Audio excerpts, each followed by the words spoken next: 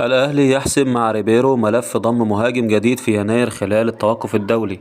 يعقد مسؤول النادي الأهلي جلسة مع الأسباني خوسيه ريبيرو المدير الفني للفريق خلال فترة التوقف الدولي أول سبتمبر المقبل لظروف خوض منتخب مصر مباراتي أثيوبيا وبوركينا فاسو ضمن التصفيات الأفريقية المؤهلة إلى بطولة كأس العالم 2026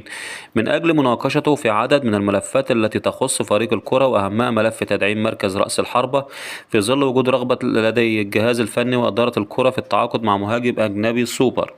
ويرغب الأهلي في التعاقد مع مهاجم أجنبي سوبر لتعويض رحيل الفلسطيني وسام أبو علي إلى نادي كولومبوس كرو خلال فترة الانتقالات الصيفية الأخيرة، لا سيما وأن الجهاز الفني والإدارة كانا يرغبان في استمرار المهاجم الفلسطيني، ولكن رغبة اللاعب في الرحيل لخوض تجربة احترافية جديدة حال دون بقاء اللاعب،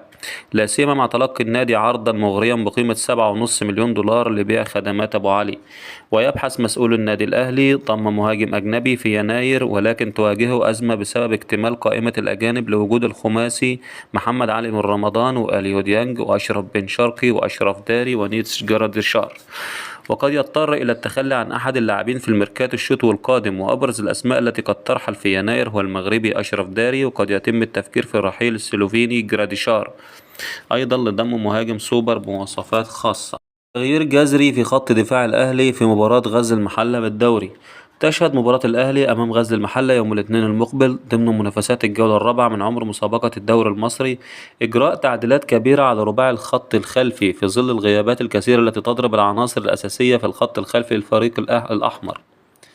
وشهدت مباراة الأهلي الافتتاحية مشاركة الثنائي ياسر إبراهيم وياسين مرعي في قلب الدفاع، فيما غاب ياسر عن المباراة الثانية أمام فاركو، وشارك أشرف داري وياسين مرعي في تلك المواجهة. ويغيب عن الأهلي كل من ياسر إبراهيم وياسين مرعي ومحمد شكر للإصابة، فيما يبحث خوسيه ريبيرو المدير الفني في تحديث بدائل الغيابات التي تضرب الفريق أمام غزل المحلة، حيث يفكر في اختيار اثنين من الثلاثي أحمد رمضان بيكهام وأشرف داري ومصطفى العيش للمشاركة الأساسية في مباراة المحلة. وعلى مستوى الظهيرين قد يعود أحمد نبيل كوكا لقيادة الجبهة اليسرى وينتقل كريم فؤاد لقيادة الجبهة اليمنى، أو يستمر فؤاد في الجبهة اليسرى ويقود عمر كمال الجبهة اليمنى. ويعد الثنائي بيكهام وداري الأقرب لقيادة دفاع الأهلي في مباراة المحلة، فيما يدخل مصطفى العش في الخيارات للعب في مركز الظهير الأيسر أيضا حال الحاجة إلى خدماته، لا سيما أنه يجيد اللعب بالقدم اليسرى.